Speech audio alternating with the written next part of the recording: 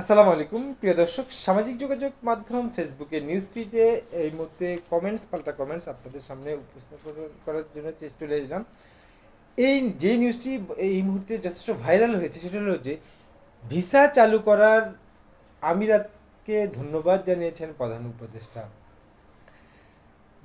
বর্তমান অন্তর্বর্তী সরকারের প্রধান doctor professor doctor Yunus sir বলেছেন যে ভিসা চালু করার জন্য আমিরাতকে ধন্যবাদ দিয়েছেন তিনি। বাংলাদেশের নাগরিকদের জন্য ভিসা চালু করার বিষয়ে অগ্রগতি হওয়ার সংযুক্ত আরব আমিরাতের কে ইউই ধন্যবাদ জানান। ভিসা চালু করার জন্য ধন্যবাদ জানান প্রধান উপদেষ্টা। একই সঙ্গে তিনি বিভিন্ন খাতে দেশটাকে বিনিয়োগের প্রস্তাবকে স্বাগত জানান।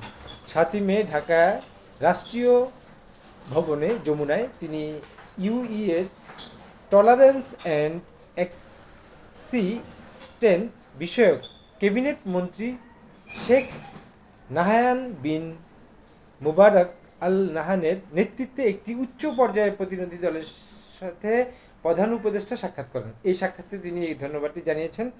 এইখানে যথেষ্ট লাভ রিয়েক্ট পড়েছে, যথেষ্ট পজিটিভ কমেন্টস পড়েছে। সেটা হচ্ছে যে আলহামদুলিল্লাহ, আমাদের গর্ব ডক্টর ইউনুস স্যার। আরেকজন কমেন্টস করেছে ভেরি নাইস। আরেকজন কমেন্ট করেছে হে জাতি, তোমাদের গর্ব করে বলা উচিত আমাদের একজন ইউনুস স্যার আছেন। অর্থাৎ যথেষ্ট খুশি হওয়াতে তিনি এই কমেন্টসটা করেছেন। এটা যথেষ্ট প্রশংসনীয় দাবিদার। এর ভিতরে কয়েকটি নেগেটিভ কমেন্টস, যেটা তুলনামূলকভাবে যথেষ্ট কম নেগেটিভ কমেন্টস। সেটা হচ্ছে যে ভিসা খুলেছে যারা এ সময় লুটপাট করেছে তাদের জন্য, সাধারণ লেবারদের জন্য নয়। অর্থাৎ উনি ওনার মন্তব্যটি করেছে। তিনি বলেছে যে ভিসা শুধু তাদের, এখন যারা দুর্নীতি করছে তাদের জন্য। আচ্ছা, আরেকজন কমেন্টস করেছে কি ভিসা খুলেছে, ট্যুরিস্ট ভিসা মনে হয়। অর্থাৎ উনি ট্যুরিস্ট ভিসা খুলেছে। আরেকজন কমেন্টস করেছে খুশি হয়ে লাভ নাই, ওয়ার্ক পারমিট ভিসা খুলবে না। এটা উনি ওনার ধারণা করেছে। মূলত নিশ্চিত যথেষ্ট লাভ রেট পড়েছে, যথেষ্ট পজিটিভ কমেন্টস পড়েছে।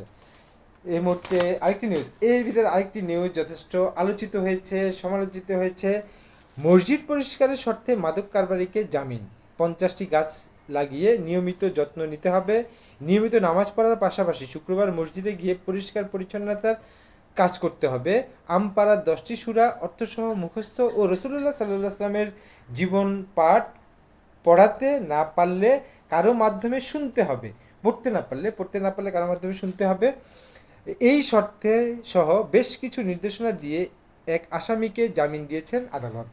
এই নিউজটি সামাজিক যোগাযোগের মাধ্যমে যথেষ্ট লাভ রিয়েক্ট পড়েছে, যথেষ্ট কমেন্টস পড়েছে, পাল্টা কমেন্টস পড়েছে। নিউজটিতে বলা হচ্ছে যে 5ই মের এক আদেশে নিউজটিতে বলা হচ্ছে 5ই মের এক আদেশ দেন সিলেট জুডিশিয়াল ম্যাজিস্ট্রেট চতুর্থ আদালতের বিচারক। এসব নির্দেশনায় সম্বলিত 3টি বন্ড তৈরি করে এতে আসামির স্বাক্ষর নেওয়া হয়েছে। আসামির নাম সাদ্দাম হোসেন। যে আসামিকে মুক্ত করে দেওয়া হয়েছে তার নাম হচ্ছে সাদ্দাম হোসেন। তার বাড়ি ময়মনসিংহ জেলার নান্দাইলে। তিনি সিলেটের বিয়ানীবাজার সুপারতলা গ্রামে বাস করতেন। সেখানে তিনি বাস করা অবস্থায় তিনি মাদকের সাথে জড়িয়ে গিয়েছেন। পরে তাকে গ্রেফতার করেছে এবং তাকে জামিন দিয়েছে এই শর্তে। এর ভিতরে এই নিউজটিতে যথেষ্ট পজিটিভ কমেন্টস পড়েছে। একজন বলছে পজিটিভ কমেন্ট হচ্ছে বিচারপতি ভালো মন তাই তিনি ভালো মনে করেছেন, তাই সিদ্ধান্ত নিয়েছেন। আশা করি এই বিচারপতির উসিলায় তিনি ভালো হয়ে যাবেন। অর্থাৎ যিনি জামিন পেয়েছে তিনি ভালো হয়ে যাবেন, আশা করছে এই বিচারপতির উসিলা। আর আরেকজন কমেন্টস করেছে আল্লাহ পাক তাকে হেদায়েত দান করুক, অর্থাৎ ওনার প্রতি হেদায়েত দান করুক। এর ভিতরে কয়েকটি নেগেটিভ কমেন্টস এসেছে। দেখেন আবার মসজিদের দান বক্স নিয়ে দৌড় দিতে পারে, সুযোগ পেলে। আরেকজন কমেন্টস করেছে সুযোগ পেলে সে মসজিদে বসে গাঁজা খাবে। আরেকজন কমেন্টস করেছে গাঁজাখোর কখনো ভালো হয় না, যেহেতু তার বয়স কম সেহেতু ভালো হওয়ার সম্ভাবনা নেই। প্রিয় দর্শক, আমি আপাতত এই কয়েকটি নিউজ পেলাম। আমি